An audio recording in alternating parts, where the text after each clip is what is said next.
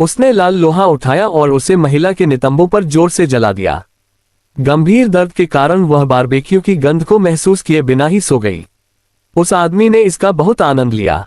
यह पहले से ही उसका 24वां प्रेमी था जिसे उसने देखा था महिला के नितंबों पर। एक्स आदमी बहुत संतुष्ट था, लेकिन वह नहीं जानता था कि उस आदमी को पहले से ही एक विकृत सांडब्याओ से प्यार हो गया था, जिसके साथ उसे खिलवाड़ नहीं करना चाहिए था।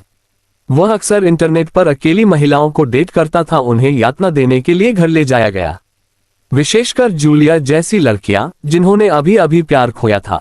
वह दूसरे पक्ष की स्वीकारोक्ति में एक चाचा की परिपक्व और आत्मविश्वासपूर्ण आभा दिखाती थी, लेकिन जब जूलिया बाथरूम में गई तो सांडब्याओ ने चुपचाप उसका पीछा किया। हालांकि जूलिया 3 मिनट के बाद निराश हो गई जब उसने देखा कि सांडब्याओ ने मना नहीं किया, लेकिन उसे उम्मीद नहीं थी कि जैसे ही वह कार में बैठी, सांडब्याओ ने तार से उसकी गर्दन का गला घोंट दिया। ये पता चला कि सांडब्याओ, जिसने अभी तक पर्याप्त मजा नहीं किया था, सांडब्याओ की धमकी के तहत उसे घर ले जाना चाहता था। जूलिया ने उसे कार में बिठा लिया एक तहखाना। उसने जूलिया के बाल खींचे और अगले कदम पर आगे बढ़ना चाहती थी, लेकिन जूलिया विरोध करती रही और केवल उसके बगल की रस्सी उठा सकी और जूलिया को लटका दिया। फिर कमरे में लौट आए और आनंद ले रही थी। मॉनिटर पर संगीत और बाहर की महिला को ताल से देखते हुए वह बहुत व्यथित महसूस कर रहा था, और फिर निम्नलिखित गतिविधियों में जूलिया पर एक अच्छा प्रभाव छोड़ने के लिए उसने दर्पण के सामने शेव की। हालांकि वह इसके लिए तैयार नहीं था। जूलिया अपने शरीर को हिलाती रही और अपने बगल के तेल के ड्रम पर कदम रखने के लिए अपने 1.8 मीटर लंबे पैरों पर भरोसा करती रही, जिससे उसे सफलतापूर्वक मुक्त होने में मदद मिली और जूलिया को अपने कोट से अपना मोबाइल फोन भी मिल गया जल्दी में। यहाँ सांडब्याओ ने भी पाया कि महिला गायब थी। फैंग ने निगरानी कैमरे की जांच की और पाया कि महिला भाग नहीं गई थी। इसलिए उसने बिना जल्दबाजी के नाइट विजन चश्मा पहन लिया और अपना शिकार खेल शुरू कर दिया। रस्सी को अपने दांतों से खोल दिया। पता चला कि फोन पर कोई सिग्नल नहीं है। अगले ही पल गैराज की सभी लाइटें बंद हो गईं। ठीक वैसे ही जूलिया को सांडब्याओ ने फिर से गिरफ्तार कर लिया और उसने महिला को कार में फेंक दिया। जूलिया ने लाओ सांडब्याओ से कितनी भी मिन्नत की, उसने उसे कार से बांध दिया और किनारे पर गैस गन जला दी। उसने एक X4 मॉडल सोल्डरिंग आयरन उठाया और देखा कि सोल्डरिंग आयरन लाल होकर जल रहा था। उसकी सावधानीपूर्वक बनाई गई उत्कृष्ट कृति को देखकर सांडब्याओ बहुत असंतुष्ट हुआ और धीरे धीरे महिला की ओर चला गया। जूलिया बेहोश हो गई। जब जूलिया दोबारा उठी तो उसने पाया कि वह एक ट्रंक में बंद थी। इसी दौरान फोन की रिंगटोन भी अचानक बज उठी।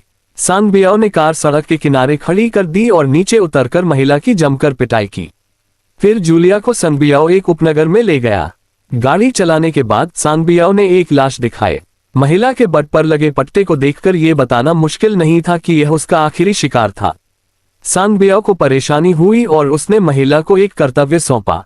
सांडब्याओ वहां था। लाशों को नष्ट करते समय और निशान मिटाते समय जूलिया ने एक बार फिर दुकान की चाबी खोजने के लिए अपने लंबे पैरों का इस्तेमाल किया और जब सांडब्याओ ने ध्यान नहीं दिया तो वह भाग निकली। सांडब्याओ बिल्कुल भी जल्दी में नहीं थे। जूलिया इतनी डर गई कि फावड़ा हटा लिया गया, लेकिन आगे एक गतिरोध था। सांडब्याओ ने भी परेशान होकर एक रूमाल निकाला। यह पता चला कि सांडब्याओ हर दिन अलग अलग महिलाओं को ऑनलाइन डेट करता था, लेकिन जब तक सांडब्याओ जूलिया से नहीं मिला उसने उसे इसके बारे में न सोचने की चेतावनी दी, अन्यथा वह जूलिया को देख लेगी। अच्छा। जूलिया फिर से भाग निकली। भागती हुई महिला को देखते हुए सांडब्याओ ने असहाय होकर अपना सिर हिलाया। वह जानती थी कि जूलिया उसकी पकड़ से बच नहीं सकती। उसने पहले एक नाव को धक्का दिया और दूसरी नाव को तेजी से चलाया। विशाल दलदल में छोटी नाव से भागते समय अपना रास्ता भटक गई। सांडब्याओ ने भी उसका पीछा किया। छोटी नाव को पानी में तैरता देख उसने बिना किसी हिचकिचाहट के पत्थर की बाधा में छलांग लगा दी, क्योंकि यहाँ का वातावरण अभी भी असामान्य था। उसने पीछे से महिला का नाम पुकारा। जब उसने सुना कि सांडब्याओ उसका पीछा कर रहा है तो वह बहुत घबरा गई। परिणाम स्वरूप नाव गलती से एक पेड़ के तने के बीच में फंस गई। नाव को छोड़ दिया और सांडब्याओ की प्रतीक्षा करने के लिए पेड़ के पीछे छिप गया। जब मैंने उसे पकड़ा तो मैंने पाया कि जूलिया गायब हो गई थी। सांडब्याओ अपनी जान बचाने के लिए भाग गया, लेकिन उसे जूलिया नहीं मिली। पता चला कि जूलिया पानी में छिपकर भाग गई थी। वह जंगल से गुजरी और यहाँ उसे जमीन पर एक परित्यक्त काली रेखा मिली और उसने उसका पीछा किया। जब वह छिपना चाहती थी तो उसके सिर के ऊपर का लाइट स्टैंड गिर गया और लगभग उससे लग गया। गिरने की आवाज ने नीचे सांडब्याओ को भी सचेत कर दिया। इस समय बाहर आसमान में अंधेरा था। और उसने तेल डाल दिया। बैरल को एक ध्वजस्तंभ से बांध दिया गया था और एक पेचकस के साथ एक छोटा छेद बनाया गया था। तेल बैरल को ध्वजस्तंभ के शीर्ष पर खींच लिया गया था और प्रकाश रॉड को जलाया गया था। भारी विस्फोट से सांगबियाओ का गुस्सा भड़क गया, लेकिन सांगबियाओ को इससे कोई चोट नहीं आई। स्कूल वापस जाते समय जूलिया को ऊपर से सांगबियाओ ने देखा। यहाँ जूलिया को स्प्रे पेंट की एक बोतल मिली और सांगबियाओ के आने पर उसने उसका फायदा उठाया। बेहोश होने के बाद उसने जमीन पर पड़े प्लास्टिक के थैले को उठाया, उसमें कुछ पेंट छिड़का और सीधे सांगबियाओ के सिर पर रख दिया। एक पल के बाद सांगबियाओ बेहोश हो गई और एक कार धीरे धीरे बाहर चली गई। सिस्टर जेसिका को पता चला कि ये दोनों बहनें सांगबियाओ से भी अधिक विकृत थीं। उन्होंने सांगबियाओ को ट्रंक में डाल दिया और उसे अपने घर वापस ले गई। दोनों सांगबियाओ को घर में ले गए। जब सांगबियाओ दोबारा उठा तो उसने देखा कि वह कुत्ते के पट्टे से बंधा हुआ था। इसी समय जूलिया भी यहाँ आ गई। बगल में गुड़ियों को देखकर जूलिया को अपने मूल जीवन की याद आ गई। दोनों बहनें बचपन से ही एक विकृत परिवार में रहती थीं। उनके पिता गंभीर रूप से हिंसक थे और जब वे बड़ी हुई तो उन्होंने अपनी मां को भी अपने हाथों से पीट पीट कर मार डाला। दोनों अभी भी छाया से बाहर नहीं आए हैं, जिसके कारण दोनों लोगों का मनोविज्ञान बेहद विकृत हो गया है। उन्होंने समाज को लाभ पहुंचाने के लिए अपना पूरा जीवन मैल को मारने में बिताया, लेकिन जूलिया ने सांगबियाओ को मारने का विकल्प नहीं चुना, बल्कि जानबूझकर जमीन पर चाबी फेंक दी जाने के लिए मुड़ा। इसका मतलब ये भी था कि शिकार का खेल अभी शुरू हुआ था। वह दरवाजे के बाहर चुपचाप सुनती रही जब तक कि उसने सांगबियाओ को दरवाजा खोलने की आवाज नहीं सुनाई दी, और जब सांगबियाओ दरवाजे से बाहर चला गया तो वह जल्दी से छिप गई। जूलिया, जिसकी कुल्हाड़ी छीन ली गई थी, तेजी से नीचे की ओर भागी और सांगबियाओ ने भी पीछे से उसका पीछा किया। बिना किसी हिचकिचाहट के सांगबियाओ ने उसका पीछा किया। ऊपर आने का मौका पाकर जैसे ही दोनों बहनें सांगबियाओ से निपटने के बारे में चर्चा कर रही थीं, सांगबियाओ ने नोट कार्ड पकड़ लिया और उसे सीढ़ियों से नीचे फेंक दिया, जबकि जूलिया रसोई में आए और पास की बोतल का ऊपरी हिस्सा उठा लिया। पित्त खत्म होने के तुरंत बाद सांगबियाओ गिर गया। उसके बाद दोनों ने सांगबियाओ को तारों से बांध दिया।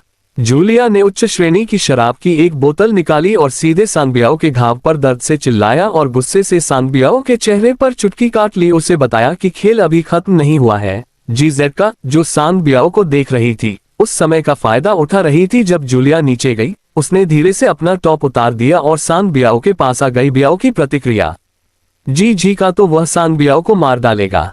इस समय जूलिया अपनी बहन को समझाने के लिए दौड़ी कि अब सांगबियाओ को मारने का समय नहीं है, लेकिन टाइकार्डब और इंतजार नहीं कर सकती थी बहन। और जब जूलिया रात को सो रही थी तो उसने सेक्सी कपड़े पहने और नीचे कार की मरम्मत की दुकान पर गई। उसने झूठ बोला कि उसकी साइकिल टूट गई है और उसे उम्मीद थी कि मरम्मत करने वाला उसकी मदद कर सकता है। प्रलोभन जिका को मना नहीं कर सका और उसने कहा कि वह एक खेल खेलना चाहता है। रोमांचक खेल के बाद कार मरम्मत करने वाले की आंखों पर पट्टी बांध दी गई और वह उसे नोट कार्ड के साथ सांगबियाओ के कमरे में ले गया और बहाने से वहां से चला गया कुछ प्राप्त करना। कार मरम्मत करने वाले ने मन ही मन सोचा कि यह लड़की वास्तव में अच्छी है। जब तक सांगबियाओ ने बात नहीं की तब तक उसे एहसास नहीं हुआ कि उसके सामने एक आदमी था और उसने दावा किया कि वह था बस यहाँ साइकिल की मरम्मत करने के लिए और कोई परेशानी पैदा नहीं करना चाहता था। इस समय दोनों बहनें अंदर आईं और देखा कि एक और आदमी इतना गुस्से में था कि उसने अपनी बहन को बाहर कर दिया। बहन, यह आदमी कौन था और वह एक्स्ट्राकॉर्पोरियल प्रजनन क्यों चाहता था? लेकिन जेसिका ने कहा कि उसकी बहन को केवल मौज मस्ती की परवाह थी, तो उसने अपनी भावनाओं को नजरअंदाज क्यों किया? जब वे दोनों पुरुषों के पास पहुंचे कमरे में, जूलिया ने एक हथौड़ा निकाला।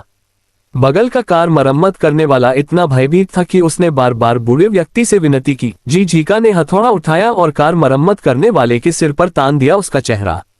उसने सोचा कि जेसिका में साहस नहीं है। उसने सांगबियाओ के जूते उतार दिए, कीलें उठाई और उन्हें सीधे सांगबियाओ के पैरों में ठोक दिया। ये बहुत खट्टा और संतुष्टिदायक था, चाहे उसकी बहन की बात कुछ भी हो रुकावट। उसने दराज से एक बिजली का सामान निकाला और बारी बारी से उसे प्रताड़ित किया। जब जूलिया ने ये देखा तो उनके पास छोड़ने के अलावा कोई विकल्प नहीं था, लेकिन उसे उम्मीद नहीं थी कि गांठ काट चुपचाप सांग को दे दिया जाएगा। बियाओ थोड़ा सा क्रोधित है। ये कहना मुश्किल है कि इस बहन का दिल सच्चा है। उसने अपने शरीर पर लगे लोहे के तार को काट दिया और सीधे अपने पैरों से काट लिया। हेडफोन लगाया, संगीत सुना और अपने सामने कार मरम्मत करने वाले का सामना करते हुए घाव को कीटाणुरहित कर दिया। उसने उसे नहीं मारा, उसने बस उसे खुशी की कामना करने दी। इस समय जूलिया ले रही थी स्नान, लेकिन वह ये नहीं जानती थी खतरा चुपचाप आ गया था। अगले ही पल सांगबियाओ ने उसे बाहर खींच लिया और जूलिया के चेहरे पर मुक्का मारा।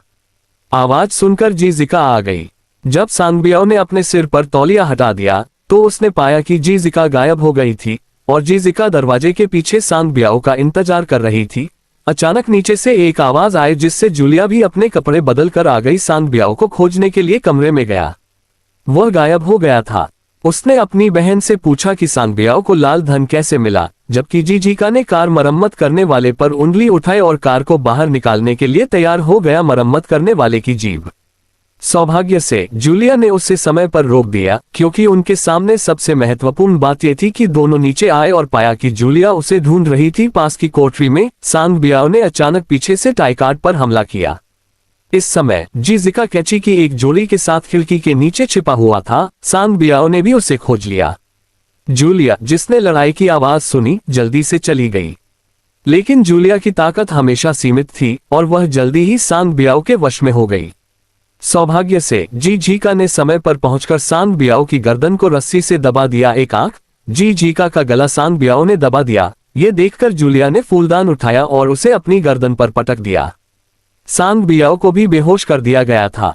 जूलिया ने सांगबियाओ को वापस घर में खींच लिया और अपनी घायल बहन को सांत्वना देने के लिए चली गई। हालांकि उसकी बहन ने अपनी बहन के शरीर में कैंची घोंप दी, जूलिया की प्रमुख स्थिति को बदले। बियाओ भी इस समय जाग गई और उसने अपने सामने के दृश्य को देखा। उसने अपने हेडफोन लगाए और धीरे धीरे जमीन पर लेट गई। अब से जीजिका दुनिया में हर किसी को मारने के लिए अपनी सुंदरता का उपयोग करेगी।